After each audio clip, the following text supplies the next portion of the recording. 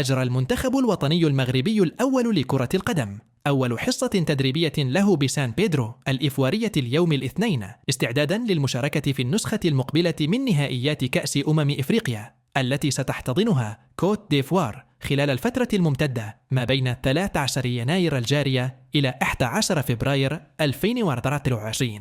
وخاضت العناصر الوطنية أول حصة تدريبية اليوم بعدما حطوا الرحال أمس الأحد بسان بيدرو، حيث دارت تداريب رفاق ياسين بونو في أجواء حماسية مباشرة بعد توقف الأمطار التي تهاطلت على سان بيدرو قبل بداية الحصة التدريبية، وعلى ضوء استعدادات أسود الأطلس. قال منير المحمدي حامي عرين المنتخب الوطني في تصريح للموقع الرسمي للجامعة الملكية المغربية لكرة القدم: الحقيقة هي أن كل شيء على ما يرام، وأنا سعيد بالتواجد هنا.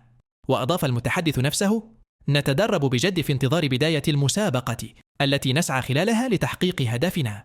نقيم في ظروف جيدة ونعلم أن جمهورنا ينتظر منا إسعاده، وسنقدم كل ما لدينا للفوز باللقب. من جهته قال الواعد بلال الخنوس: وصلنا بالأمس كل شيء جيد، هنا لنحضر بشكل جيد، سنواصل العمل لنكون جاهزين، الفندق جيد، والملعب أعتقد أنه الأفضل الذي شاهدته في إفريقيا للتداريب.